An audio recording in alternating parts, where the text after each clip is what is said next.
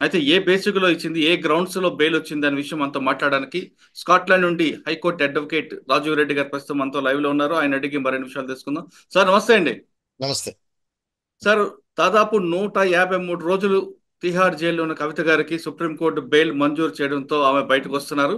అయితే గతంలో మనం తీసుకున్నట్లుగా ఈడీ కానీ సిబిఐ చాలా సార్లు అబ్జెక్షన్ చేసింది. ఈమె బయటకు వస్తే సాక్ష్యాలు తారుమారు అవుతాయని, ఆమె చాలా పవర్ఫుల్ లేడీ అంటూ ఆర్గ్యుమెంట్ చేయడంతో దాదాపు 2-3 సార్లు కూడా బెయిల్ రిజెక్ట్ అయింది. దాంతో ఆమె సుప్రీంకోర్టుకు వెళ్ళారు. ఈసారి మాత్రం బెయిల్ ఆర్గ్యుమెంట్ చాలా ఉదయం నుంచి 1 గంట 10 నిమిషాలు సుప్రీంకోర్టులో ఆర్గ్యుమెంట్ మనం చూసాం. లైవ్ లో చాలా క్లియర్ కట్ గా వాళ్ళు ఆర్గ్యుమెంట్ చేస్తున్నారు. ఇప్పటికే కేసులో చార్జ్ షీట్ వేశారు కాబట్టి ఇంకా ఎవరిని బెదిరించే అవకాశం ఉండదు. అదేవిధంగా ఎక్కడైనా బెదిరిస్తే కేసులు నమోదు కాలేదు. అంతేకాకుండా మనం గతంలో డిస్కస్ చేసినట్లుగా ఫోన్లు ఫార్మాట్ చేయడం అనేది సర్వసాధారణం. అందులో డేటా అయిపోవచ్చు కానీ, లేదా ఫోన్లు ఇస్తున్నప్పుడు చేయడం అనేది దీన్ని పెద్దగా క్రైమ్ కాదంటూ వాళ్ళు ఆర్గ్యుమెంట్ చేయడంతో సుప్రీంకోర్టు నమ్మినట్లుగా అనిపిస్తుంది. దాంతో బెయిల్ ఇచ్చినట్టుగా తెలుస్తుంది. దీన్ని మీరే కోణంలో చూస్తారు? నమస్కారం అండి. అంటే కోణం ఏం లేదు. మనం గత ఇంటర్వ్యూలో చెప్పేవాళ్ళం బెయిల్ ఎప్పుడు వస్తుందని మీరు అడిగేవాళ్ళు. ఇంటర్వ్యూ కంక్లూజన్ లో దాదాపు ప్రతి ఇంటర్వ్యూలో నేను చెప్పేవాడిని అవును. దీనికి ఉమ్, ఎప్పుడో కాలదోషం పడుతుంది. ఉహుం. చార్జ్ షీట్లు అవుతాయి, ఇన్వెస్టిగేషన్లు కంప్లీట్ అవుతాయి, అప్పుడు బెయిల్ కి గ్రౌండ్స్ మొదలవుతాయి అని. అట్లనే దీంట్లో అవును. కూడా సిబిఐలో చార్జ్ షీట్ అయిపోయింది, ఈడీలో చార్జ్ షీట్ కాలేదు కానీ ఇన్వెస్టిగేషన్ కంప్లీట్ అయిపోయింది, చార్జ్ షీట్ ఒకటి పెండింగ్ ఉంది. ఓకే. సో ఈ రెండు అయిపోయినాయి కాబట్టి సాక్షుల్ని తారుమారు చేసే అవకాశము, సాక్ష్యాల్ని ఇన్ఫ్లుయెన్స్ చేసే అవకాశం ఎక్కువగా ఉండదు కాబట్టి అని కన్సిడర్ చేస్తారు. జనరల్ గానే కన్సిడర్ చేసి ఇస్తారు చాలు. రెండోది ఉమ్, ఏంటంటే మనీష్ సిసోడియా లాగానే దీంట్లో కూడా ఏంటంటే ఈ ట్రయల్ ఎప్పటికి అయిపోయే అవకాశం ఉందో తెలియదు. జనరల్ గా చార్జ్ షీట్ వేసిన తర్వాత బెయిల్ రిజెక్ట్ చేసేటప్పుడు రెండు మూడు చూస్తారు. ఉమ్, ఈ ఈ ఈ ముద్దాయి బయట ఉంటే కాన్సిక్వెన్సెస్ ఏంటిది అని. రెండోది ట్రయల్ ఎప్పటి వరకు కంప్లీట్ కావచ్చు అని. ఇప్పుడు ఓకే. జనరల్ గా మనకి మర్డర్ కేసులు అనుకోండి, ఇన్వెస్టిగేషన్ కంప్లీట్ అయ్యి చార్జ్ షీట్ వేసేసిన తర్వాత ట్రయల్ ఎక్కువ కాలం పట్టదు జనరల్ గా. కానీ దీంట్లో ఏంటంటే టెక్నికల్ ఇన్వెస్టిగేషన్, లక్షల పేజీల ఎవిడెన్స్, వందల మంది ఉమ్, విట్నెస్లు ఉన్నారు కాబట్టి ఏళ్ళు ఏళ్ళు పట్టే అవకాశం ఉంటుంది కాబట్టి ఆ గ్రౌండ్స్ మీద ఇచ్చారు. మీరు చెప్పినట్టు ఫోన్లు డిలీట్ చేయడం సహజము, ఫోన్లు మార్చడం సహజం అని వీరి తరఫున అంటే నేను ముందు నుంచి చెప్తా ఉన్నా. ట్రస్ట్ ఆఫ్ ద ఆర్గ్యుమెంట్ ఈసారి ఏంటంటే అన్ని చెప్తారు బెయిల్ ఆర్గ్యుమెంట్ లో, బట్ ట్రస్ట్ ఏంటిదంటే మెయిన్ ఫోకస్ ఇన్వెస్టిగేషన్ కంప్లీట్ అయిపోయింది, చార్జ్ షీట్లు అయిపోయినాయి, ఈడీలో కూడా ఇన్వెస్టిగేషన్ అయిపోయింది అని అది మెయిన్ థ్రస్ట్ తీసుకుంటూ ఉమ్, ఉమ్, దానికి తగిలిచ్చేది ఏంటంటే అప్రూవర్ స్టేట్మెంట్లు అవి తప్పిస్తే పెద్దగా ఎవిడెన్స్ లేదు ఒకటి. తర్వాత ఫోన్లు మారుస్తూనే ఉంటారు సహజం అని చెప్పడం, ఇది మెయిన్ థ్రస్ట్. అయితే ఉమ్. దానిపైన సుప్రీంకోర్టు ఏమి నాకు తెలిసి అంటే మొత్తం ఆర్డర్ బయటికి రాలేదు కానీ సుప్రీంకోర్టు అంటే ఏ కోర్టు అయినా కానీ ప్రపంచంలో బెయిల్ ఆర్డర్లలో కేసు మెరిట్స్ గురించి మాట్లాడరండి.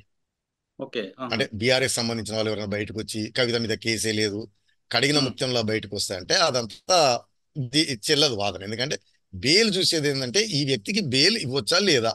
సో ఆల్రెడీ 4 నెలలు సిబిఐలో, 5 నెలలు ఈడీ కేసులో ఆల్రెడీ జైల్లో ఉంది. అవును.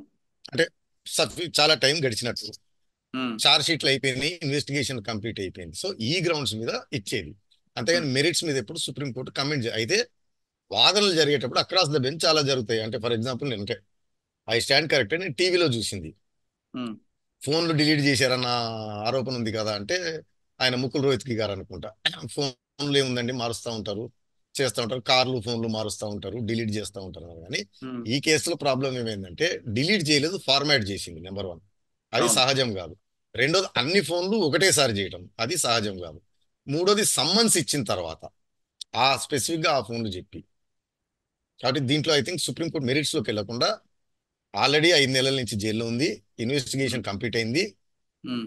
పెద్దగా ప్రభావితం చేసే అవకాశం లేదు అని చెప్తూ కండిషన్స్ ఇంపోజ్ చేసి బెయిల్ ఇచ్చారు. ఓకే. సార్, ఫార్మేట్ చేయండి, ఫోన్ ఫార్మేట్ చేయడం అనేది సహజం అంటున్నారు. కానీ ఆమె టూల్ వాడారనే విషయాన్ని ఎఫ్ఎస్ఎల్ రిపోర్ట్ వచ్చింది కదా. ఫార్మాట్ చేయడం సహజం కాదండి, డిలీట్ చేయడం సహజం. డిలీట్ చేయడం సహజం. ఫార్మాట్ ఫార్మేట్ చేయడం సహజం. ఫార్మేట్ కూడా టూల్స్ ద్వారా చేశారనేది కూడా రిపోర్ట్ వచ్చింది కదా అప్పుడు. అది అది అంటే అన్నది బెయిల్ అప్పుడు ఇప్పుడు చెప్పేది ఎందుకంటే ఇన్వెస్టిగేషన్ కంప్లీట్ అయిపోయింది కదా. ఉమ్, ఇంక ఇప్పుడు సాక్ష్యాలని తారుమారు చేసేది ఏముంది. ఓకే. జరగాల్సింది జరిగిపోయింది, ఫోన్లు ఉమ్, సీజ్ అయిపోయినాయి, జరగాల్సిన రిపోర్ట్లు వచ్చేసినాయి. అవును. కాబట్టి సాక్ష్యాల్ని తారుమారు చేసే అవకాశం లేదు ఇన్వెస్టిగేషన్ కంప్లీట్ అయిన తర్వాత. సార్, ఇప్పుడు బెయిల్ వచ్చిన తర్వాత ఆమె తరపు అడ్వకేట్ బయటకు వచ్చి ఒక మీడియాతో మాట్లాడుతూ ఈ కేసు అంతా ట్రాష్, ఇది కావాలనే ఎలక్షన్ ముందు పెట్టారు, ఇది కేవలం మాజీ ముఖ్యమంత్రి కూతురు కాబట్టి ఆమెను ఇరికించారు అంటూ మీ యొక్క మీడియాతో మాట్లాడుతూ కేసు ఏమీ లేదు, సుప్రీంకోర్టు కొట్టు పారేసిందని చెప్తున్నారండి.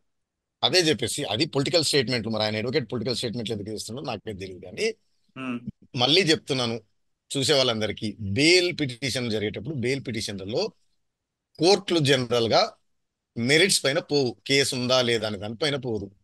ఒకవేళ కేసు ఏమీ లేదు, ప్రైమా ఫేసి కేసు లేదనుకుంటే క్వాష్ చేసి కేసే కొట్టిపారేస్తాయి.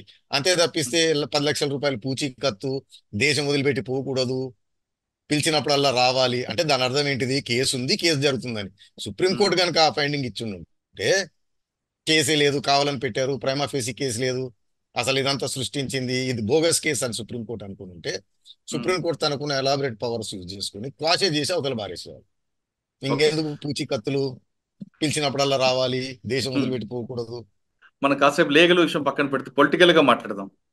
గతంలో కొద్ది రోజుల క్రితం సీఎం గారు కూడా ఒక స్టేట్మెంట్ ఇచ్చారు, బీజేపీ బీఆర్ఎస్ కలుస్తాయి, ఖచ్చితంగా కవితకి బెయిల్ వస్తుంది అని. దాన్ని మీరు ఏ కోణంలో చూస్తారు? నిజమే అంటే అంటారా? నాకు మన మన సీఎం గారు చాలా తెలివైన వారు. జనరల్ కూడా అంతో ఇంతో లా తెలిసిన వాళ్ళకి అందరూ తెలిసింది ఏంటంటే, చార్జ్ షీట్లు అయిపోయినాయి కాబట్టి, 5 నెలలు అయిపోయింది కాబట్టి కవిత గారికి బెయిల్ వచ్చే అవకాశమే ఛాన్సెస్ ఎక్కువ ఉన్నాయి. అందుకని పొలిటికల్ అడ్వాంటేజ్ కోసం దాన్ని కాంగ్రెస్ వారు వాడుకుంటున్నారు, వస్తుంది అని. అంటే ఓకే. నాకు తెలిసి బీజేపీ బీఆర్ఎస్ విలీనం అనేది అంటే common sense point of view జరగదండి. జరిగితే రెండు దెబ్బతింటాయి, దీని మకి అది అంటించుకుంటది, దాని మకి ఇది అంటించుకుంటది. ఓకే. ఏదైనా బీజేపీ ముసుగులో బీఆర్ఎస్ ఫ్రెండ్లీ చేసుకోవాలి తప్పిస్తే డైరెక్ట్గా ఉండదు విలీనం. అంటారు. ఆ, ఓకే. కానీ బీఆర్ఎస్ కాంగ్రెస్ కలవబట్టే కవితకు బెయిల్ వచ్చింది. ఎందుకంటే కవిత ఆర్గ్యుమెంట్ చేసిన ఆ సింగికి రాజ్యసభ సీట్ ఇచ్చారు, బీఆర్ఎస్ వాళ్ళే ఇప్పుడు ఆయన గెలిపిస్తారంటూ బండి సంజయ్ కూడా ట్వీట్ చేశారు. దాన్ని మనం ఎలా చూడొచ్చు? ఆయన ఇప్పుడు మంత్రి, కేంద్ర మంత్రి. ఆయన ఉమ్, జ్యుడిషియల్ సిస్టమ్ అనకూడదు, కానీ మరి ఎందుకు అన్నాడు అన్నాడు. దాని అర్థం ఏంటంటే కాంగ్రెస్ బీఆర్ఎస్ ఒకటి, అభిషేక్ సింగ్ రాజ్యసభ ఇస్తే కోర్టులు ఉమ్. ఏమన్నా మేనేజ్ బెయిల్ ఇచ్చినాయి అనేది ఆయనే చెప్పాలి. రెండోది, అభిషేక్ సింగ్ గారు చేసినా చెప్పినా ప్రభుత్వం వాళ్ళది, వ్యవస్థలు వాళ్ళవి. అవును. అభిషేక్ సింఘ్వి గారు అపోజిషన్ నేత, అపోజిషన్ వాళ్ళకి లాయరు. అవును. బెయిల్ రావాలంటే వ్యవస్థలు ఉండాలి. వ్యవస్థ ఉండాలి. అది వారి పార్టీ వారి దగ్గర ఉన్నాయి వ్యవస్థలు. అంతే అంటారా? అది మన దగ్గర ఏంటంటే ఏదో అంటారు కదా, హెయిల్ మేరీ అని ఏమంటారు? అంటారండి ఇంగ్లీష్ లో. ఇక్కడ ఉమ్, ఈ పెద్ద పాయింట్ ఏం లేకపోతే దొరికినవన్నీ తీసి గోడకేసి కొట్టడం అనమాట, ఏదో ఒకటి అతుక్కుంటుంటది. ఉమ్, ఇంకా మనం జనం కూడా సోషల్ మీడియాకి ఎడిక్షన్ చూస్తూ ఉంటారు. ఉమ్. ఈ పక్కన నమ్మేవాడు ఈ పక్కన నమ్ముతాడు, ఆ పక్కన నమ్మేవాడు ఆ పక్కన నమ్ముకుంటుంటాడు. ఓకే.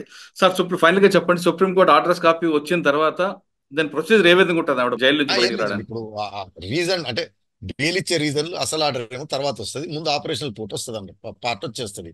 ఏంటంటే ఉమ్. బెయిల్ ఇవ్వడం జరిగింది, ట్రయల్ కోర్టుకి సార్. వెళ్ళి ఆ షూరిటీలు సబ్మిట్ చేసిన తర్వాత ట్రయల్ కోర్ట్ స్క్రూటినీ చేసి షూరిటీలు తీసుకొని ఆర్డర్ పాస్ చేసిన తర్వాత దాన్ని తీసుకొని జైలుకి వెళ్ళాలి.